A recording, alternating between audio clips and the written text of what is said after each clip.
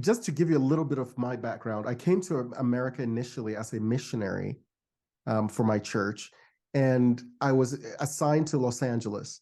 And eventually, during my tenure, I was there for 2 years. I had the opportunity to serve in South Central Los Angeles and served in Compton. I served in Watts for Yeah. 6 months.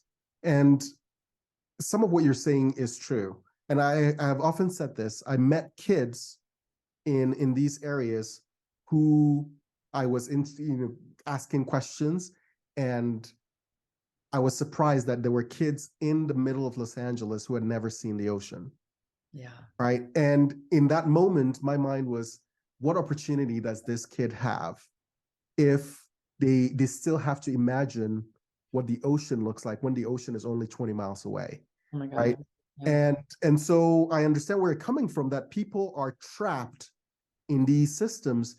The question that I usually have had to grapple with is, like you said, just like the Derek Bell and others were thinking, what is the cause of that? What Yeah. is the cause of that? Because one question I've always asked myself is, we see a lot of people coming, through the border, and people are walking thousands of miles, right, Yeah. to escape what they feel are unlivable conditions.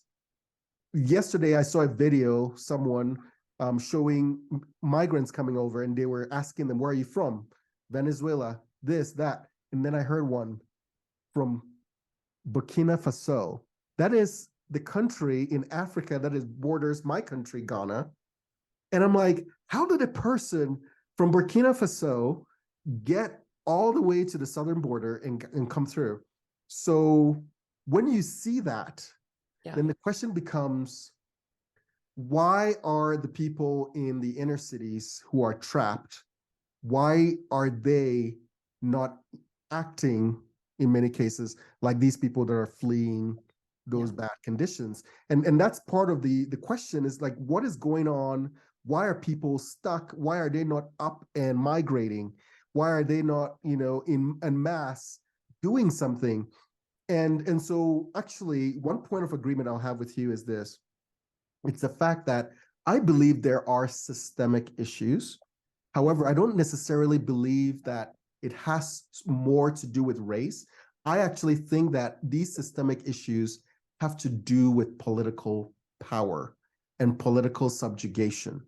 And so Bingo. there are people who benefit from, just like you said, the prisons being full, hospital beds being full, and there are people who benefit from people being on welfare, people being indebted in one way or another to the government, such that they will not solve these problems because their political power, their livelihood depends on maintaining these systems. So it's not so much that, oh, we don't like this group of people, because in the end, when you go into those inner cities, you will find poor whites, you would find poor blacks, you would find poor Hispanics, and they're all being shafted by the system.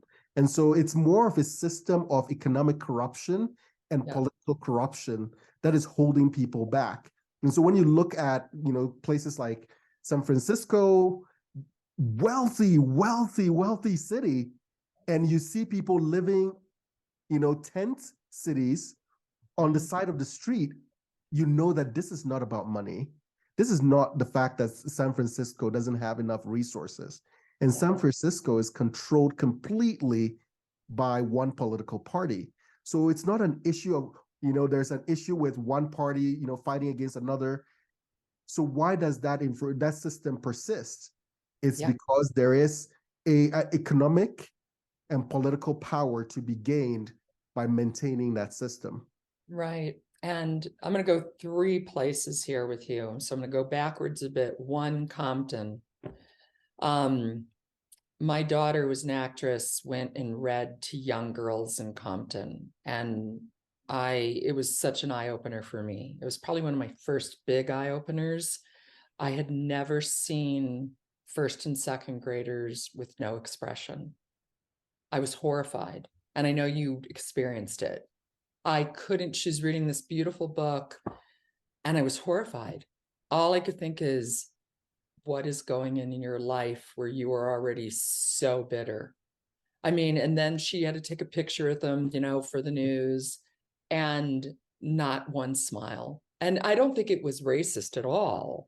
We're just talking the whole time. These are little kids, and little kids usually have so much open and innocence and hug everybody and anyone, and they hugged her and stuff, but it was horrifying to me. So that's one. Two, when you say about, why don't they get out, and I get that, I don't think they know any better. I think they think this is it. I think they have been so mowed down, so mowed down. And I don't think most of us who are not in these deeply impoverished areas have any understanding, of what they go through, because we don't take the time to learn. It's kind of hard. It's uncomfortable. History is uncomfortable. And we don't like what's uncomfortable.